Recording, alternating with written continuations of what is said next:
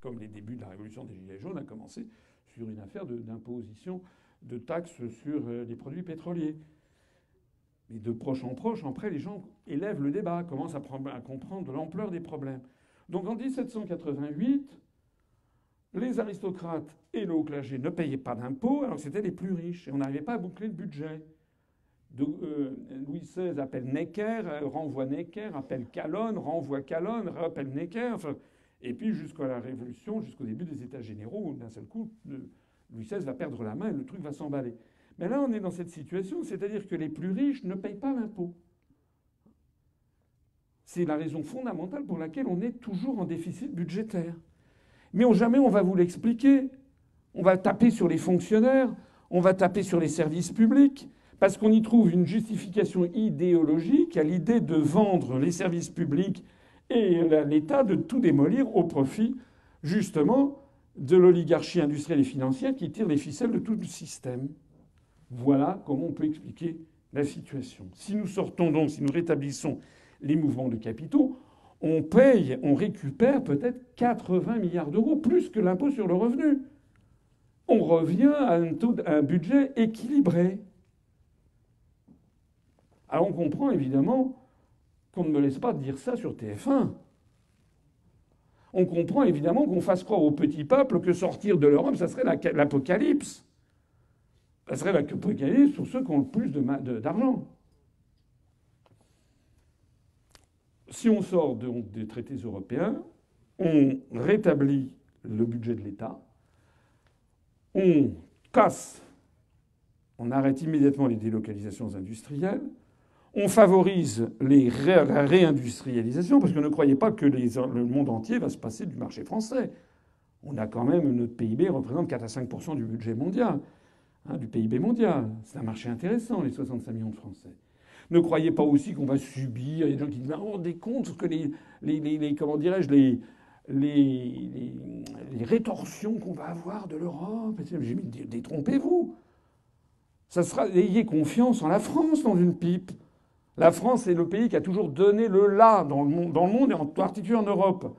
En 1789, en 1792, le 20 septembre 1792, lorsque les émigrés qui avaient fui à Coblence viennent essayer, avec les troupes européennes, de mater les gilets jaunes de l'époque, les sans-culottes. Et puis à Valmy, surprise générale, ce sont les sans-culottes qui gagnent contre les troupes coalisées. Avec d'ailleurs le renfort d'étrangers, notamment Francesco de Miranda, qui sera quelques années après le bras droit de Simon Bolivar. Et toutes les révolutions de l'Amérique du Sud, à partir de 1810, s'inspireront de la Révolution française, prendront le bonnet phrygien, reprendront les emblèmes de la Révolution française. À Valmy, 20 septembre 1792, du côté des troupes allemandes et européennes, il y a le poète Goethe qui écrira, il était jeune, qui dit « De ce jour, de cette heure, date une ère nouvelle dans l'histoire du monde. » Le lendemain, la France, la grande nation, le pays le plus peuplé du monde, à part la Russie et la Chine et les Indes, mais les Indes, c'était des principautés. Mais le pays le plus peuplé du monde à l'époque, c'était la France. Les États-Unis étaient très, très faibles. Encore, il y avait 8 millions d'habitants aux États-Unis. Le Maghreb, il devait y avoir 10 millions d'habitants sur tous les pays du Maghreb et du Machrek. Il y avait 32 millions d'habitants en France. La grande nation devient une république. C'est un truc délirant pour les personnes de cette époque. Eh bien, en 1848, la Révolution française a balayé tout le continent. C'est le réveil des nationalités. Eh bien, je peux vous dire que lorsque la France décidera de sortir de l'Union européenne et de l'euro, et de l'OTAN, puisqu'on propose aussi la sortie de l'OTAN, ça va être un bouleversement géopolitique de la même magnitude. Parce que l'euro n'existera plus. L'Union européenne non plus. Parce que la France, elle paiera déjà, elle paye avec le départ du Royaume-Uni, on va se ramasser 20% du budget. Et si la France, peut-être certains d'entre vous n'ont pas suffisamment voyagé dans le monde. Moi, je suis allé dans 95 pays du monde. J'ai vécu au Japon. Je connais beaucoup de pays, dans les Russes, le monde arabe, les pays latino-américains, et puis des pays d'Europe. Ils se tournent. Ah ben la France, mais que devient la France? Mais que fait la France? Parce que nous avons un patrimoine historique et moral sans égal. Si les Français décident de sortir de l'Union européenne, vous allez voir que dans les semaines suivantes, ça sera exactement comme la désagrégation du camp socialiste entre 1989 et 1991, 94, 93, 93, 94. Lorsqu'un château de cartes, lorsqu'une une pièce maîtresse d'un château de cartes glisse, tout le château de cartes s'effondre. Ne croyez surtout pas que les autres pays d'Europe vont nous faire des rétorsions, pas du tout. Les Italiens, les Grecs, les Polonais, les Tchèques, les Hongrois, les Néerlandais vont dire on fait comme les Français. Le truc va se désintégrer dans les semaines et les mois suivants. Même l'euro, d'ailleurs l'euro sans la France, c'est plus l'euro. Ça sera autre chose. Des gens commencent à anticiper, il pourrait y avoir un euro du Sud, un euro du Nord. Non. Donc tout ceci, ne croyez pas à ces mesures de rétorsion. Vous savez peut-être que nous organisons le 29 mars, donc dans 15 jours, une grande cérémonie à Londres dont j'ai pris l'initiative pour fêter le Brexit.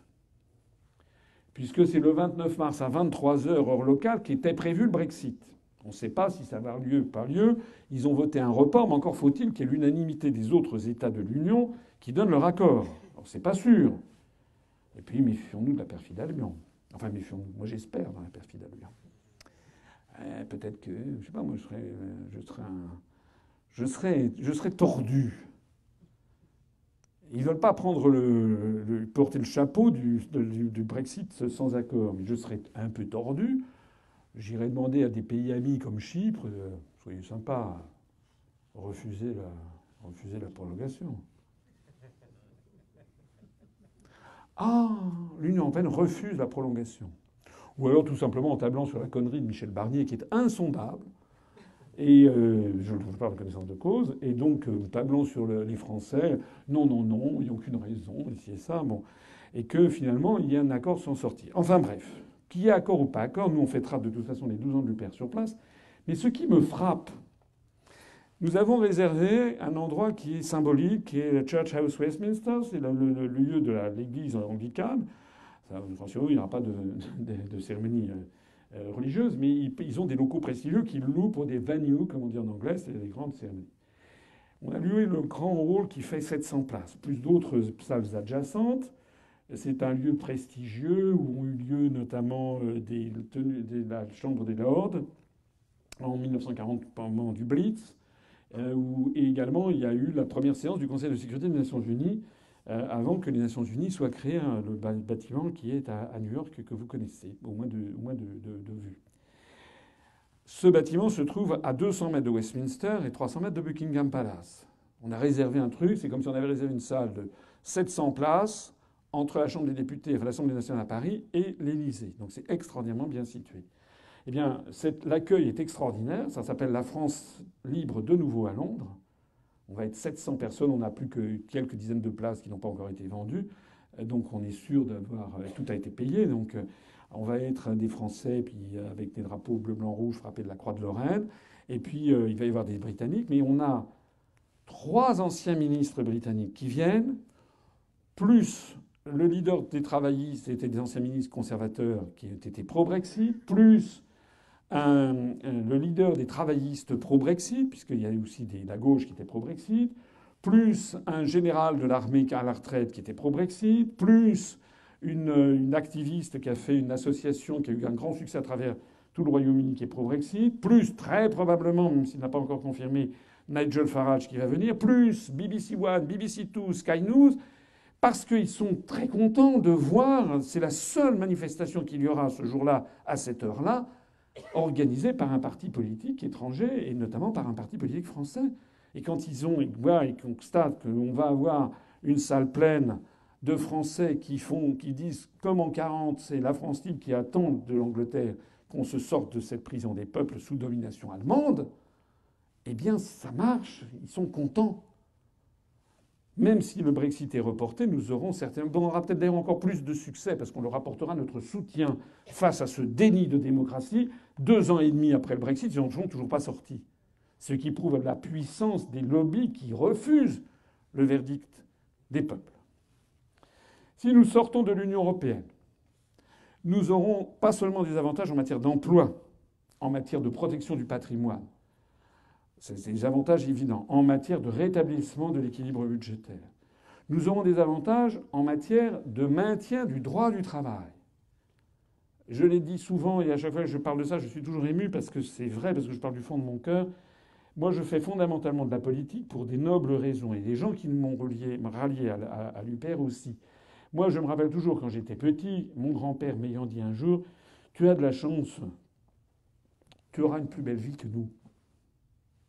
Quel grand-père aujourd'hui peut dire à son petit-fils « Tu as de la chance, tu auras une plus belle vie que nous ». Au contraire, les Français ont bien compris qu'on va vers un désastre. En fait, notre participation à l'Union européenne nous oblige, par les traités européens, par le rapport des grandes orientations des politiques économiques publiées chaque année par la Commission européenne, nous oblige à détruire notre modèle social et notre droit du travail. Plus de CDI, une espèce d'angoisse à vie, parce que le CDI, c'était quand même permettre à des gens de mener une vie correcte sans avoir en permanence la peur que l'on trouve aux États-Unis, que parfois vous arrivez à votre boulot, puis toutes les affaires sont dans le couloir, on vous dit de passer à voir le cacheur, le caissier, qui vous, pour solde de tout compte, vous êtes viré dans la minute. Vous voyez bien que toutes les décisions qui sont prises depuis maintenant, le traité de Maastricht, disons les choses telles qu'elles sont, visent à précariser la vie en permanence, précariser l'emploi, pouvoir virer les gens du jour au lendemain, avoir des petits boulots. Ben oui, parce que si vous êtes McDonald's et que vous constatez que dans vos magasins, il n'y a pas grand monde entre 9h du matin et 11h30, que d'un seul coup, de 11h30 jusqu'à 13h30, là, il y a un pic, et puis qu'ensuite, il n'y a pas grand monde jusqu'à 18h, et puis que de 18h à 20h30, il y a un deuxième pic, et puis après qu'il n'y a plus de monde, eh bien, la logique de celui qui veut le maximum de profit, c'est de n'avoir des employés que pendant les heures où il y a un pic. D'avoir 1 ou 2 employés quand il n'y a pas beaucoup de monde, et puis 7 ou 8 employés au moment où il y a un pic. Ça veut donc dire qu'on va recruter des gens 2 heures par jour, ou 4 heures par jour. Sur 5 jours, ça fait 20 heures. Donc c'est un truc à temps partiel, pour maximiser le profit. C'est ça le truc. C'est-à-dire que bientôt, on fera des jobs à la minute, hein, pour maximiser, coller le plus possible, maximisation du profit. C'est ça l'idée qui se cache derrière la démolition de notre droit du travail. C'est-à-dire que tout ce qu'on fait, encore une fois, je pense à mes grands-parents, mais pensez à vos grands-parents, à vos parents, vos grands-parents, vos arrière-grands-parents, qui se sont battus dans les années 1910, 1920, 1930, 1950, 1960, etc., pour justement pouvoir dire à leurs petits-enfants « tu auras une plus belle vie que nous sommes en train collectivement de détruire tout pour la poursuite de ce dogme européiste, et que si on le conteste, à ce moment-là, par transitivité, on dit que vous êtes quasiment un adepte des camps d'extermination. Vous êtes complotiste, conspirationniste, vous parlez comme Madame Le Pen, etc. On m'a fait le coup pendant la présidentielle. Maintenant, comme vous l'avez vu, Madame Le Pen, voulant rester dans l'Union européenne et dans l'euro, j'attends les débats qu'il va y avoir pendant les européennes si je suis convié, parce que dès que je verrai un européiste, je vais dire « mais vous parlez comme Madame Le Pen. Vous voulez rester dans l'Union européenne comme Madame Le Pen ?» Comme ça, je vais leur faire. Donc, si on sort de l'Union européenne, c'est aussi pour conserver, dans la mesure du possible, les protections sociales, parce que les Français ne sont pas des Américains. Parmi les amis que je compte, il y a Emmanuel Taube, que vous connaissez certainement, qui est venu à notre dernière université d'automne, et dont les livres sont très connus dans le monde entier, et qui, ses analyses anthropologiques sont très intéressantes. Le peuple français est un peuple métissé d'origine, hein, depuis le baptême de Clovis, et c'est un peuple qui est un peuple anthropologiquement égalitariste. Voilà.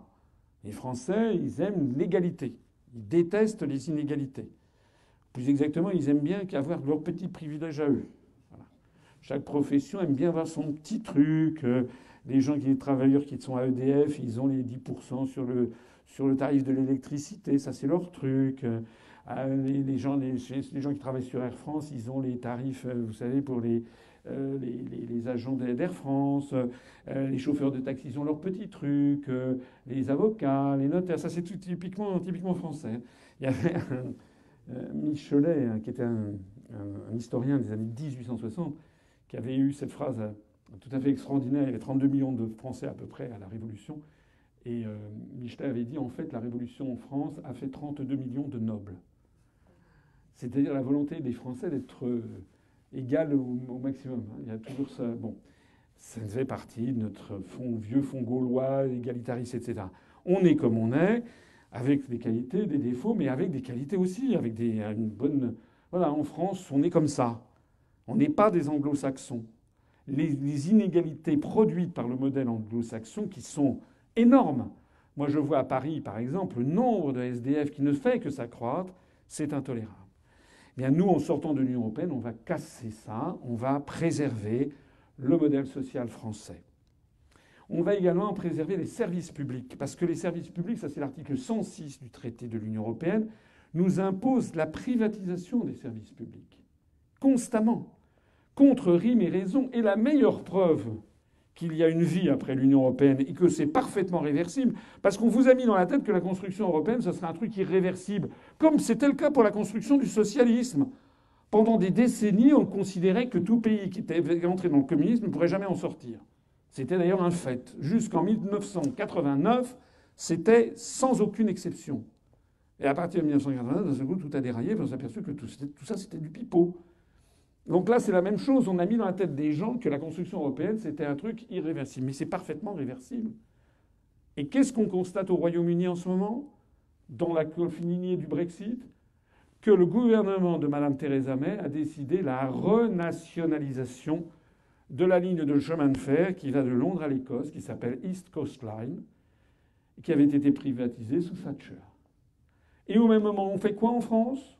On est en train de privatiser la SNCF conformément au rapport des grandes orientations politiques et économiques de 2015 qui demande la mise en concurrence d'EDF et de la SNCF en France. Donc actuellement, si vous avez en PACA, les trains TER, trains régionaux sont en voie de privatisation, pareil en Vendée. A-t-on demandé aux Français s'ils étaient d'accord pour la privatisation de la SNCF? Non. Parce que si on leur demandait, je suis persuadé qu'il y aurait au moins 70 ou 80% des Français qui diraient non. A-t-on demandé aux Français s'ils sont d'accord pour la privatisation d'EDF? Non. Pour la même raison. A-t-on demandé aux Français s'ils sont d'accord pour la privatisation des hôpitaux, de la retraite, etc.? Non. Parce que les Français ne le voudraient pas, donc on fait ça de façon subreptice. Et on empêche ceux comme moi de dire qu'ils ne le veulent pas. Je rappelle que notre programme à nous, c'est la défense des services publics à la française, qui veut dire l'inscription dans la Constitution française qu'un certain nombre de services publics sont non privatisables par nature, et ça sera inscrit dans notre loi fondamentale. EDF, GDF, la SNCF, les postes et télécommunications, les routes, les autoroutes. Les routes, bientôt, risquent d'être privatisées, comme les autoroutes. Les autoroutes, les routes, les sociétés d'adduction d'eau. Qu'est-ce que j'en oublie peut-être également. Et également toute banque bénéficiant de fonds publics pour être sauvée. Tout ceci sera inscrit comme devant être national. Et la première chaîne de télévision, exactement. Voilà. C'est vrai que sur TF1, évidemment, ils ne me font pas à courte échelle pour m'inviter. Je reconnais. Mais c'est fondamental. Tant qu'on n'aura pas récupéré la première chaîne... Parce que quand vous êtes devant une télé, vous appuyez sur un bouton, vous tombez sur la première chaîne. Hein, c'est ce qui donne un avantage énorme à la première chaîne. Or, la première chaîne de télévision, elle n'est pas seulement possédée par Bouygues, mais qui possède Bouygues? Des fonds d'investissement, notamment le fonds American Funds, qui est un fonds d'investissement américain, qui a des personnes au capital. Donc, et on ne peut pas permettre à quelqu'un comme moi de s'exprimer sur TF1, sauf à me traiter de complotiste, conspirationniste, parce que c'est une menace extrême pour les grands capitaux qui tiennent toute cette affaire.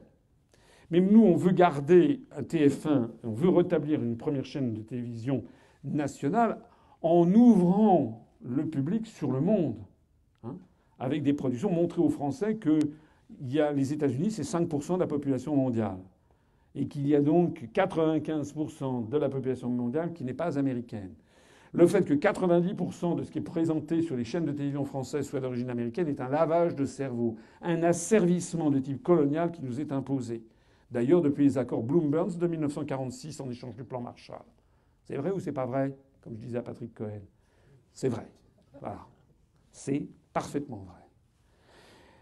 Donc si on sort de l'Union européenne, c'est aussi pour sauver nos services publics, c'est aussi pour mener une espèce de Kulturkampf, hein, comme on disait en Allemagne à la fin du XIXe siècle, un combat culturel pour empêcher la destruction de ce qu'est la civilisation française. Il est absolument anormal que des jeunes générations qui ont 16 ans, 17 ans n'ont jamais vu à la télévision française une pièce de Molière, une pièce de Racine, un opéra de Lully, une pièce de Feydeau, une pièce de Labige. Je ne dis pas qu'il faut qu'il y en ait une tous les soirs, mais entre tous les soirs et jamais, il y a peut-être une marge. Et alors les gens disent oui, mais il y a Arte à 23h59 le 29 février qui va venir. Oui, d'accord. Ok, moi je veux un truc à 20h30 un jour de semaine. Voilà. Et pas seulement la France, pas seulement le théâtre, ça peut être aussi des opéras, ça peut être des films de la cinématographie française, mais ça peut être aussi, ça doit être aussi une ouverture sur le monde. Je l'ai dit et je le redis. A-t-on jamais vu en prime time à la télévision française un film japonais de Ozu ou de Kurosawa? Jamais. Un film russe, un film sénégalais, un film égyptien, un film brésilien, un film indien de Bollywood, le premier producteur de films au monde. Jamais. Les gens qui vous disent que nous voudrions sortir de l'Union européenne pour nous refermer sur nous-mêmes parce que nous serions xénophobes, ce sont eux qui veulent refermer la France sur un périmètre sous domination américaine. Ce qu'ils appellent la mondialisation, c'est pas la mondialisation, c'est l'américanisation. Nous sommes pour la France, que le génie de la France est un génie universel. Et si nous sortons de l'Union européenne, nous sortirons également de l'article 42 du traité de l'Union européenne qui nous assujettit à l'OTAN. Parce qu'actuellement, la France est en train de se couper de toutes ses amitiés mondiales, d'être dans ce qui est considéré dans la plupart des pays d'Amérique latine, dans la quasi-totalité des pays du Moyen-Orient, dans la plus grande partie de l'Afrique, dans la grande majorité de l'Asie, comme étant le mal absolu, c'est-à-dire les États-Unis d'Amérique et l'OTAN. On présente aux Français la communauté internationale ayant le bon droit comme étant l'OTAN. Ça n'est pas vrai. Voyagez dans le monde. Allez vous balader au Moyen-Orient. Allez vous balader en Inde. Demandez aux Chinois, demandez aux Latino-Américains ce qu'ils en pensent. Ils vous diront tous le premier fauteur de guerre dans le monde, ce sont les États-Unis d'Amérique. Et la France, vous êtes devenus les larbins de Washington. Et c'est vrai. Est-ce que vous vous rendez compte que par notre appartenance à l'Union européenne, nous avons prépositionné des chars et des tanks, pas des masses parce qu'on n'a plus d'argent, enfin on en a quand même 2-3, en Estonie et en Lettonie à 500 mètres de la frontière russe? Est-ce que vous vous rendez compte que nous avons expulsé 4 diplomates russes et pris des sanctions économiques contre Poutine et le régime de Poutine, comme on dit? J'ai un ami qui est Pierre Lévy qui tient un magazine qui s'appelle Magazine Rupture et qui maintenant, on avait rigolé ensemble il y a plusieurs années, maintenant il le fait systématiquement. On avait remarqué que dans la presse française, au lieu de dire le président russe, on dit le maître du Kremlin. On dirait un boyard, schlag, maître du Kremlin. Donc lui, dans son journal qui s'appelle Rupture, il appelle Macron le maître de l'Élysée. D'ailleurs, qui fait tirer au flashball et qui éborgne les gens. C'est du jamais vu. En France. La France est désormais un pays qui est suspecté de violer le droit international, ce qu'il fait d'ailleurs. Lorsqu'on intervient en Libye, en Syrie, lorsque la France, Macron a envoyé des missiles sur la Syrie, on viole le droit international. On n'a pas le droit. Un pays dans le règne du droit international post-1945, il y a la Charte des Nations Unies. Un pays ne peut pas intervenir militairement dans un pays étranger, sauf sous 2 conditions alternatives. Soit le gouvernement légitimement reconnu par la majorité des nations et qui possède le siège au Conseil de sécurité demande une intervention en soutien militaire. Bachar el-Assad est reconnu par le monde entier, sauf les pays sous domination américaine. Mais tous les pays latinos, les Africains, les pays du Moyen-Orient, les Russes, les Chinois, etc., tout le monde reconnaît Bachar el-Assad. Et le siège au Conseil de sécurité, et c'est le siège détenu par Bachar el-Assad. Donc lorsque Bachar el-Assad demande aux Russes d'intervenir militairement, c'est conforme au droit international. La deuxième possibilité d'intervenir, c'est lorsqu'il y a une décision du Conseil de sécurité en vertu de la chapitre 7 de la Charte. Le chapitre 7, c'était le Conseil de sécurité demande une intervention dans un pays. À ce moment-là, d'ailleurs, c'est souvent des casques bleus ou une opération militaire qui est autorisée. Y a-t-il eu un vote en la fin? Non. En 2003, Jacques Chirac et Dominique de Villepin s'opposent à la volonté des États-Unis de détruire le régime de Saddam Hussein. Vous vous rappelez, c'était au motif que Saddam Hussein avait des armes de destruction massive. Il n'y a jamais eu d'armes de destruction massive. Ça a été reconnu 6 mois après le déclenchement de la guerre par le secrétaire d'État américain Colin Powell, qui avait 6 mois avant agité, vous savez, une fiole avec un produit blanc. C'était au Conseil de sécurité en disant voilà, c'est seules les armes chimiques, c'est je ne sais plus quoi, de l'anthrax ou je ne sais pas quoi, qui était détenu par ce Saddam Hussein. Bon. 6 mois après, il a reconnu que c'était un faux. Mais qu'est-ce qui s'est passé en fait? La France, cette fois-là, a refusé. La dernière fois que la France a été la France au niveau international, elle a refusé de se placer sous la domination américaine. Ça nous a valu immédiatement le soutien de 80%, 90% des opinions publiques des peuples du monde. La France, d'un seul coup, d'Abidjan à Pékin, du Caire à Moscou, de Buenos Aires à Sydney, de Mexico à Johannesburg, il y avait des files d'attente devant les alliances françaises pour apprendre le français.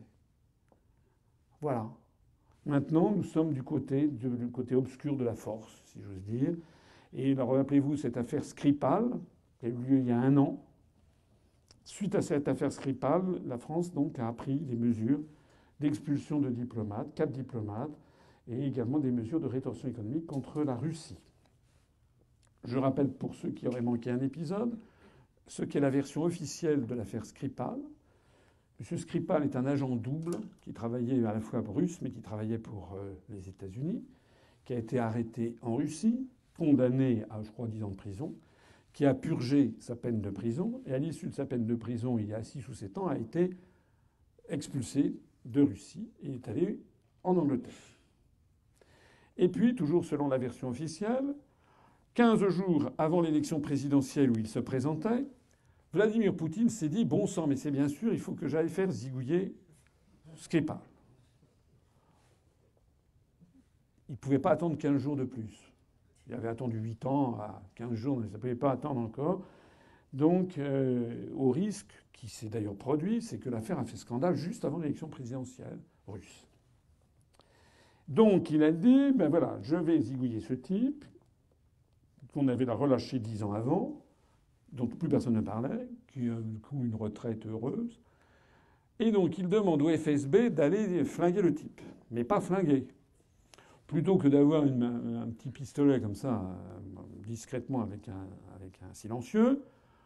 Non, ils ont envoyé 2 types du FSB qui sont arrivés avec un produit, un Novichok, paraît-il super dangereux, qu'ils ont commencé à répandre sur les bancs publics de Salisbury, sur les portes vases. Mais c'est la version officielle. Hein.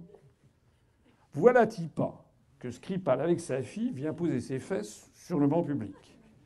Il a des vapeurs, on l'emmène immédiatement à l'hosto.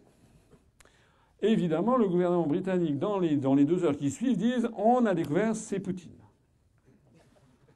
Aussitôt, tout l'Occident s'en empare. C'est quand même la plus grave crise qu'il y ait eu depuis la fin de la guerre froide entre l'Occident et la Russie. Je rappelle que les États-Unis d'Amérique ont expulsé 120 diplomates russes. Et ont pris des mesures. Et nous, 2 doigts sur la couture du pantalon, on a fait pareil. The cherry on the cake, comme on dit à Bruxelles, la cerise sur le gâteau, c'est que plus personne ne vous parle de cette affaire. Moi, j'aime bien garder mon côté comme ça. Il n'est pas mort. Sa fille non plus. Ils sont sortis de l'hosto. Ils sont où? Que sont-ils devenus? Pourquoi aucun journaliste n'est allé les interroger? Quand même! Ça vaudrait le coup. Pourquoi les gens qui traquent, les débunkers, qui traquent parce qu'il me manque la carte d'appartenance au parti nazi de Walter Einstein, et qui y voient, voilà la fake news, pourquoi ne sont-ils pas allés sur un événement beaucoup plus récent demander on voudrait interroger Skripal? Aux dernières nouvelles venant de la Russie, paraît-il que la fille Skripal voudrait rentrer en Russie, mais qu'elle serait assignée à résidence, je ne sais pas si c'est vrai, dans une base militaire anglaise. Bon, on arrêtera ici, parce que je fais des digressions, mais qui sont un peu pour égayer le propos. Lorsqu'on sera sorti de l'Union européenne, on aura la politique étrangère conforme aux intérêts du peuple français. Et puis je dirais encore autre chose si on sort de l'Union européenne. une des choses peut-être les plus graves qui soient, qui nous pend au nez collectivement, c'est qu'actuellement il y a non seulement le pillage du patrimoine des Français, non seulement l'alignement diplomatique et militaire de la France sur les États-Unis d'Amérique et l'Allemagne, non seulement la haute trahison que constitue la volonté de Macron de donner à terme notre siège au Conseil de sécurité à l'Europe et notre armement nucléaire, donc à l'Allemagne.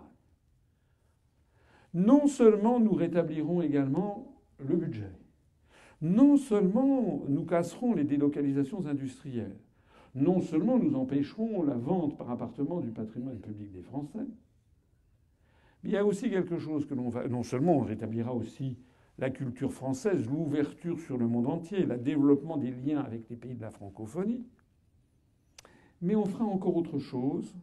On va sauver la France de la destruction pure et simple qui est actuellement à l'œuvre. Je suis le seul dirigeant politique à tirer la sonnette d'alarme depuis 12 ans sur la politique des eurorégions, qui nous est imposée par l'Union européenne et dont on voit les développements accélérés en ce moment.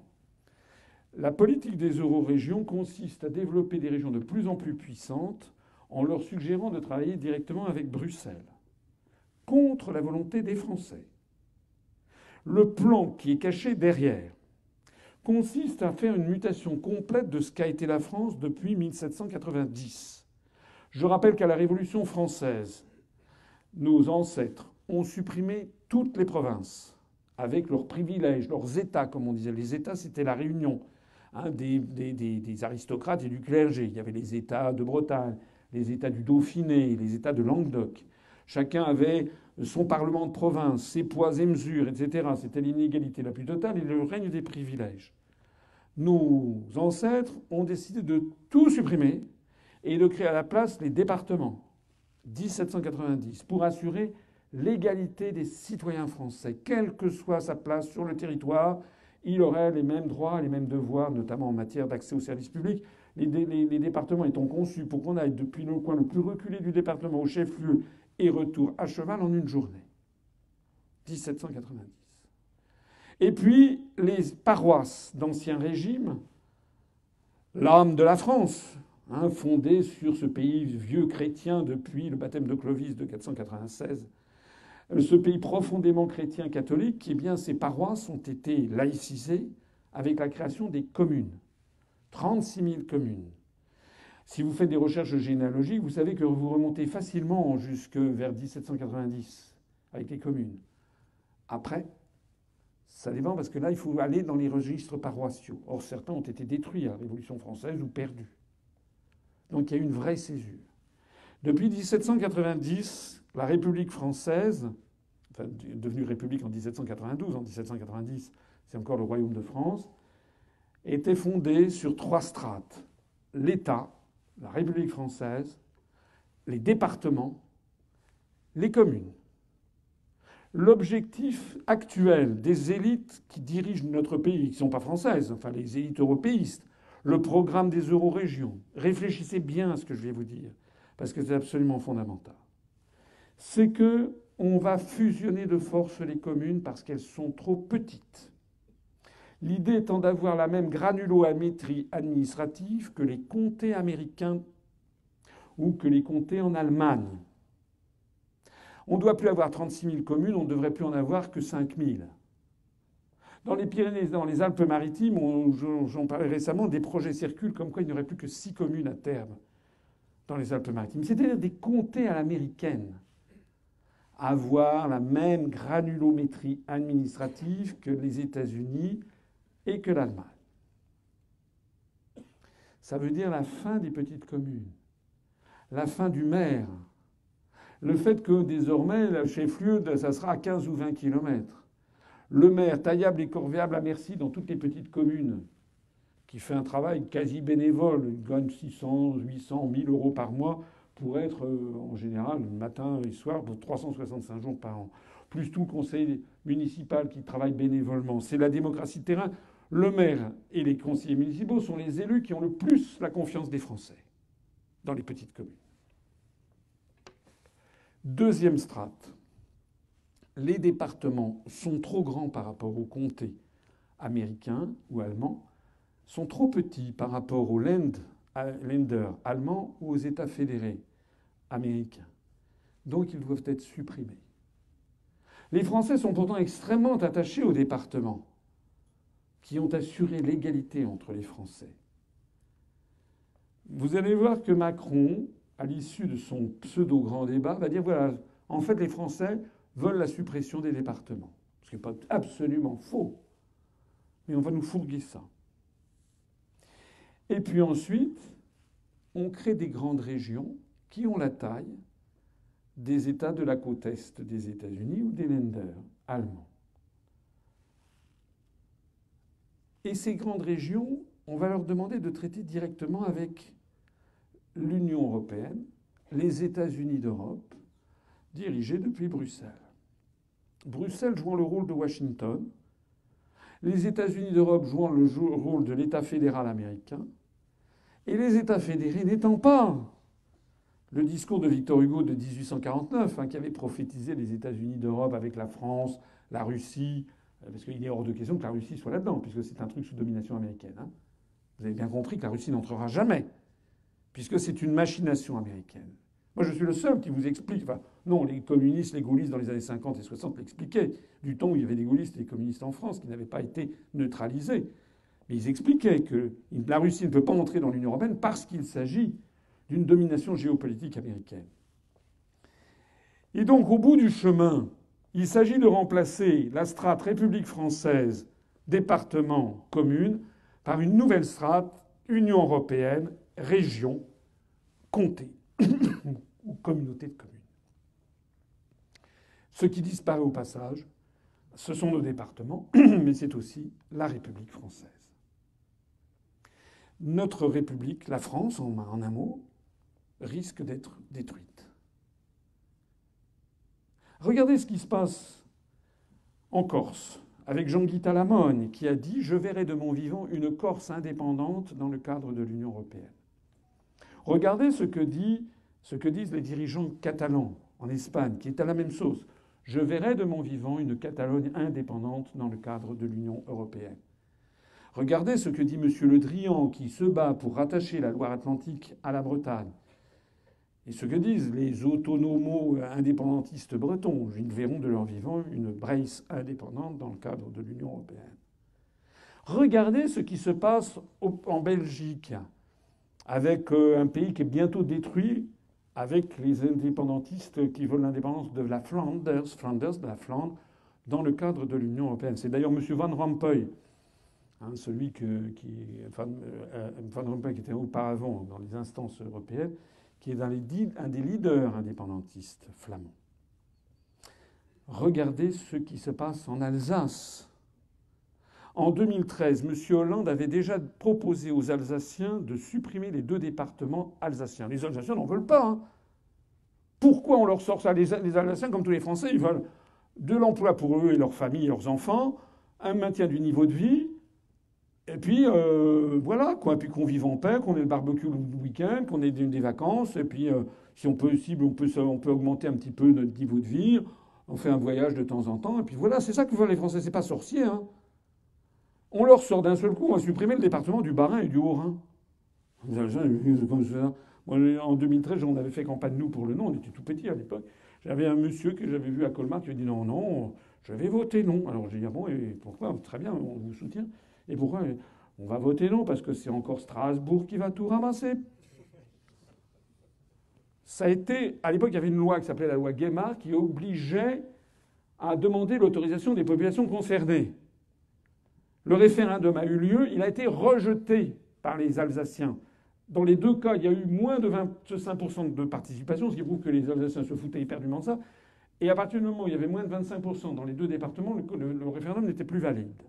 Il y a eu 18 et 15% de participation. Et deuxièmement, il fallait que dans chaque département, il y ait plus de 50%. Le Haut-Rhinois, le département du Haut-Rhin, ont voté non à 55%. Donc ce truc a été balayé. Et comme par hasard, votre ami Macron, dont vous aviez plein la bouche il y a encore quelques semaines, a décidé de remettre ça sur le tapis. Pourquoi ? Quelle force y a-t-il derrière ? Puisque les Français ont dit non, les personnes concernées ont dit non, il a décidé de remettre ça avec la ministre des Territoires, Jacqueline Gourault. Vous voyez qui c'est? Hein? Oui, vous voyez. Hein? Elle n'a pas la même plastique que Marlène Schiappa.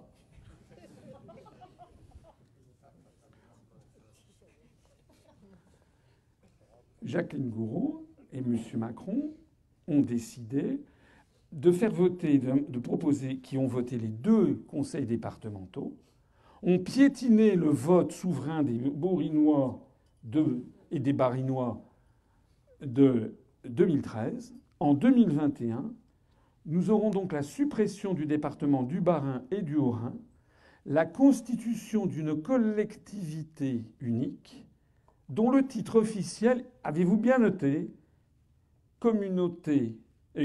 collectivité européenne d'Alsace. En fait, l'idée, la promotion constante. Allez voir sur Wikipédia si vous avez des amis à Perpignan. Allez à Perpignan. À Perpignan, vous avez la Casa de la Generalitat de Catalunya, qui est une espèce d'ambassade.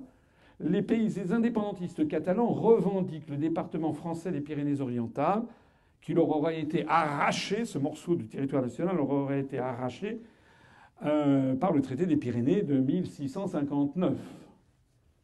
Donc la grande affaire, c'est le traité des Pyrénées, ce salaud de Mazarin, 1659. Allez sur Wikipédia États-Unis, enfin en anglais, et tapez Catalonia North. Vous verrez que d'ores et déjà, le département français des Pyrénées, l'ancien département français des Pyrénées-Orientales est rattaché à la Catalogne indépendante, Catalunya Independencia, etc., dans le cadre de l'Union européenne. Si vous allez à Bruxelles, vous verrez qu'à 200 mètres de la Commission européenne, vous avez un bâtiment sur lequel il y a une vitrine au niveau de la rue, qui est à peu près large comme tout ce mur-là, c'est-à-dire, je sais pas, il y a peut-être 20 mètres ou 25 mètres, avec un immense drapeau catalan indépendance. Vous comprenez ainsi la stratégie finale. Il s'agit de dévorer, de détruire la France, en favorisant dans chacune des régions. Et on voit bien qu'en Normandie, il y a eu le rétablissement, Basse-Normandie, Haute-Normandie, un drapeau, on joue sur la Normandie, etc. Normandie, Uberales, etc. Dans chaque coin de France, on fait ça. On essaie de développer les langues régionales, quand langue régionale il y a. Le corse, le bresonnec, c'est d'ailleurs des inepties historiques.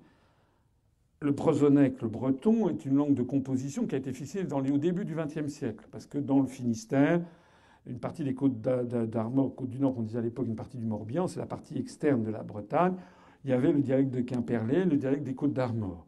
Ça a été unifié dans les années 1920. D'ailleurs, par des gens qui étaient des autonomistes, qui ensuite ont été frappés d'indignité nationale à la Libération, puisqu'ils avaient partie liée avec les autorités allemandes nazies. Je pense notamment à Morvan-Marshall, qui a créé le drapeau breton en 1923 comme un copier-coller du drapeau des États-Unis. Allez vous renseigner pour voir si ce que je dis est vrai ou faux. Donc, le bresonnec était parlé dans une partie de la Bretagne, mais au centre de la Bretagne, c'était le gallo, qui n'a rien à voir. Et maintenant, on veut imposer le bresonnec dans toute la Bretagne. Et dans tous ces pays, en Alsace, Corsica, etc., on développe les langues régionales. Au même moment qu'on développe par le haut la répartition généralisée par le cinéma, par les radios, par les films, etc., on développe l'apprentissage forcé du globish, c'est-à-dire cet anglais de bazar qui nous sert, comme disent les linguistes, de coïné. Ça veut dire qu'à terme, l'idée fondamentale, c'est d'avoir une Europe des États-Unis d'Europe, où la France n'existe plus, l'Espagne non plus, et où vous avez Catalunya, País Vascos, Galicia, Andalusia, Occitania, Corsica, Alsace, Brace, et puis, je sais pas quoi, le tout des ch'tis, Flanders. Voilà. Je termine ainsi ma conférence pour vous dire que ce qui est en jeu, c'est la chose la plus importante peut-être qui soit. Est-ce que notre génération va être celle qui va mettre un terme à 1500 ans d'histoire de France? Voilà très exactement l'enjeu. Et ceux qui auraient des velléités indépendantistes, comme j'ai dit l'autre jour en Bretagne. Moi, j'ai peur de rien. Moi, je dis les choses à tout le monde la même chose. Je suis l'anti-politica parce que les politiciens, vous savez, ils changent d'avis en fonction de tous les publics. Moi, je m'adresse ici, enfin pas ici, mais en Bretagne ou aux Corses, etc. Je leur dis, faites très très très attention avant de taper sur la République française. Avant de croire que la libération, c'est d'avoir une Bresse indépendante dans le cadre de l'Union européenne. Parce que si la France, d'ores et déjà, est submergée du fait d'une classe politique totalement corrompue et totalement asservie aux intérêts étrangers, mais la France est quand même le 5e ou 6e économie mondiale. C'est quand même l'une des 2 langues les plus parlées sur les 5 continents. C'est la 5e ou 6e langue la plus parlée au monde. C'est une langue qui est de plus en plus parlée, contrairement à ce qu'on vous assure, parce que cette langue ne cesse de gagner du terrain en Afrique francophone, qui sont les pays en plus forte croissance démographique. Notre pays, qui a la 3e force nucléaire au monde, la 2e zone économique exclusive, si nous-mêmes, nous ne pouvons pas actuellement résister à cette hégémonie euro-atlantiste, est-ce que vous croyez vraiment que c'est Corsica, País Vascos ou bien Brest qui peut le faire? La réponse est non. Et une fois que la France aura été détruite, vous constaterez que des pays qui constituaient la France seront envahis, submergés par l'anglicisation, l'américanisation, avec tout ce qui s'y rattache, l'explosion des inégalités, la destruction de la sécurité sociale, la loi de la jungle, la fin de la solidarité nationale, et en fait transformer les Français, les anciens Français, en un peuple d'esclaves soumis à cette nouvelle oligarchie et aux nouveaux maîtres du monde que seront Goldman Sachs, Monsanto, etc., qui régneront en maîtres. Voilà le destin qui va basculer dans les années qui viennent entre l'Union européenne et la France. Il y aura une des 2 entités qui mourra. C'est tout simplement ça. Mais dites bien ça. Vous ne pouvez plus avoir l'un et l'autre. Entre la France et l'Union européenne, vous allez devoir choisir. Pour ce qui me concerne, je termine ici mon propos, il a été long, je considère que c'est un enjeu absolument fondamental, fantastique, essentiel, historique, qui nous est ici livré, et que tous les Français, quelle que soit leur origine, leur sexe, leur catégorie sociale, leur diplôme, leurs opinions, leurs convictions religieuses ou leur absence de convictions religieuses, leur opinion politique, doivent comprendre qu'il y a une extrême urgence à se rassembler pour faire sortir, tant qu'il est encore temps, la France de cette prison des peuples qui est en train, tout simplement, de la détruire. Je vous demande de nous rallier, de voter pour la liste de l'UPR aux élections européennes et, si possible, de prendre votre destin en main en adhérant à l'Union populaire républicaine. Aidez-moi à vous aider. Vive la République et vive la France.